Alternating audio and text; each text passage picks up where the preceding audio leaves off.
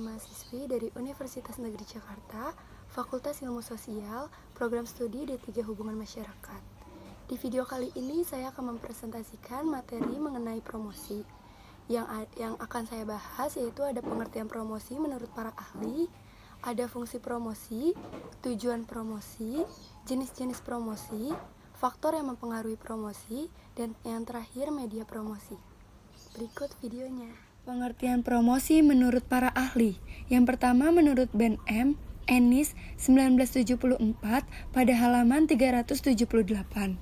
Promosi bisa diartikan sebagai sejenis komunikasi yang memberi penjelasan yang meyakinkan calon konsumen tentang barang dan jasa, ataupun sebuah proses membagi ide, informasi, atau perasaan audiens. Yang kedua menurut Kotler dan Gary A. dalam Alexander Sindoro pada tahun 2000. Promosi adalah ramuan khusus dari iklan pribadi, promosi penjualan, dan hubungan masyarakat yang dipergunakan perusahaan untuk mencapai tujuan iklan dan pemasarannya. Yang ketiga menurut Basu Swasta dalam Marius P. Angipora pada tahun 1999.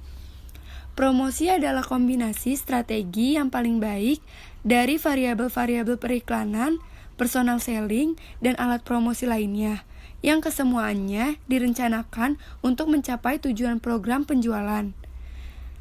Dan dapat disimpulkan dari pengertian semua ini bahwa promosi adalah kumpulan aktivitas yang memberitahu kebaikan produk dan membujuk pelanggan sasaran untuk membelinya. Selanjutnya ada fungsi promosi. Yang pertama ada informing, memberikan informasi. Promosi merupakan sarana untuk mengenalkan produk kepada para konsumen.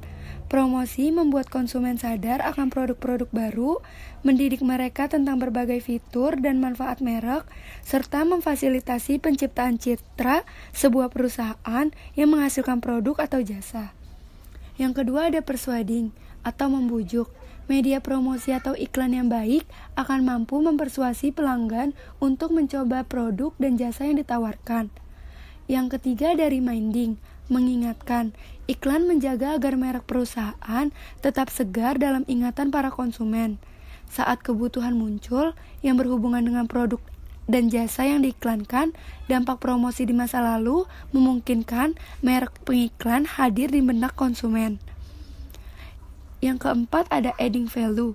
Terdapat 3 cara mendasar di mana perusahaan bisa memberi nilai tambah bagi penawaran-penawaran mereka. Inovasi, penyempurnaan kualitas, atau mengubah persepsi konsumen. Yang terakhir ada assisting, mendampingi upaya-upaya lain dari perusahaan. Periklanan merupakan salah satu alat promosi. Iklan mengawasi proses penjualan produk-produk perusahaan dan memberikan pendahuluan yang bernilai bagi wiraniaga sebelum melakukan kontak personal dengan para pelanggan yang prospektif. Upaya, waktu, dan biaya periklanan dapat dihemat karena lebih sedikit waktu yang diperlukan untuk memberi informasi kepada prospek tentang keistimewaan dan keunggulan produk jasa. Kemudian ada tujuan promosi. Yang pertama kategori need, yaitu menumbuhkan persepsi pelanggan terhadap suatu kebutuhan. Lalu ada brand awareness, memperkenalkan dan memberikan pemahaman tentang suatu produk kepada konsumen. Yang ketiga ada brand attitude, mendorong pemilihan terhadap suatu produk. Yang keempat ada brand purchase intention, membujuk pelanggan untuk membeli suatu produk. Yang kelima ada purchase facilitation, mengimbangi kelemahan unsur bauran pemasaran lain. Lalu yang terakhir ada positioning, yaitu menanamkan citra produk dan perusahaan. Selanjutnya ada jenis-jenis promosi. Yang pertama word of mouth, informasi dari mulut ke mulut. Jenis promosi ini merupakan teknik promosi melalui percakapan dari seseorang kepada orang lain untuk menyebarkan informasi yang dimaksud. Yang kedua ada direct marketing atau pemasaran langsung. Jenis promosi ini merupakan bentuk promosi dengan cara memasarkan barang atau jasa secara langsung agar mendapat tanggapan secara langsung juga dari para konsumen. Yang ketiga, advertising atau iklan. Menurut John D. Burke tahun 1980, iklan adalah setiap bentuk presentasi dan promosi non-personal atas ide, barang, atau jasa oleh sponsor tertentu dengan menggunakan media tertentu. Yang keempat ada public relations, yaitu hubungan masyarakat. Public relations adalah berbagai program untuk mempromosikan dan melindungi citra perusahaan atau produknya. Personal selling atau kewiraniagaan. Personal selling adalah presentasi langsung dalam suatu percakapan dengan satu atau lebih calon pembeli. Yang keenam, promosi konsumen, hadiah, perlombaan, dan penawaran kombinasi. Promosi konsumen itu adalah alat praktis jangka pendek yang bertujuan untuk merangsang tanggapan yang segera di tempat pembelian. Jika diterapkan dalam keadaan yang tepat bersama-sama dengan unsur lain dalam perpaduan promosi, maka penggunaannya dapat memberikan hasil dalam jangka waktu pendek. Akan tetapi manfaat jangka panjang dari pemakaian promosi lebih sulit. Yang ketujuh ada promosi dealer atau promosi penjualan, sales promotion. Sales promotion ini merupakan bentuk promosi selain iklan. Personal selling maupun publisitas yang memiliki berbagai bentuk kegiatan. Yang ke-8 ada pameran dan eksibisi. Pameran merupakan suatu bentuk dalam usaha jasa pertemuan yang mempertemukan antara produsen dan pembeli. Pembahasan selanjutnya yaitu faktor yang mempengaruhi promosi.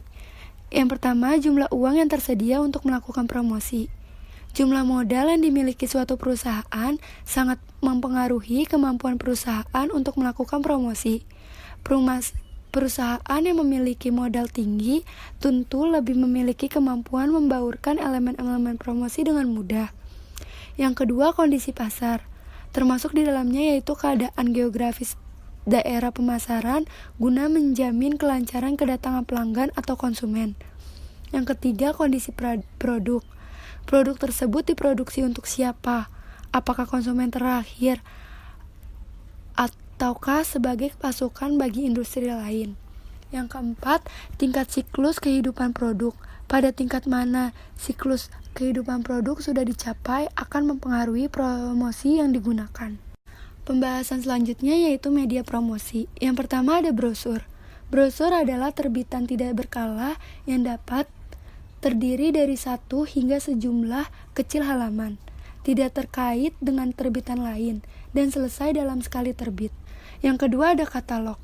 Media ini biasanya memuat informasi yang lebih lengkap dibanding flyer ataupun brosur. Sangat tepat untuk mempromosikan produk dengan jumlah banyak. Yang ketiga ada pamflet. Pamflet adalah semacam buklet atau buku kecil yang tak berjilid. Mungkin hanya terdiri dari satu lembar yang dicetak di kedua permukaannya. Tapi bisa juga dilipat dan di bagian tengahnya sehingga menjadi 4 halaman. Atau bisa juga dilipat 3-4 kali hingga menjadi beberapa halaman. Yang keempat ada buklet. Buklet merupakan media komunikasi massa yang bertujuan untuk menyampaikan pesan yang bersifat promosi, anjuran, larangan-larangan kepada khalayak massa, dan berbentuk cetak but. Yang kelima ada spanduk. Spanduk merupakan suatu media informasi dan promosi yang sering digunakan oleh para perusahaan dalam memasarkan sebuah produk. Biasanya, spanduk terdapat pada tepi jalan raya atau di warung-warung. Billboard sering juga disebut papan reklame adalah bentuk promosi iklan luar ruangan dengan ukuran besar. Yang ketujuh ada sosial media atau media sosial. Media sosial adalah saluran atau sarana pergaulan sosial secara online di dunia maya atau internet. Para pengguna media sosial berkomunikasi, berinteraksi, saling kirim pesan dan saling berbagi, dan membangun jaringan atau networking.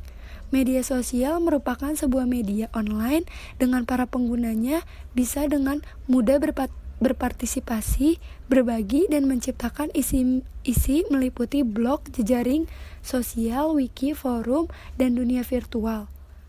Sekian yang dapat saya sampaikan, kurang lebihnya mohon maaf. Wabillahi taufiq.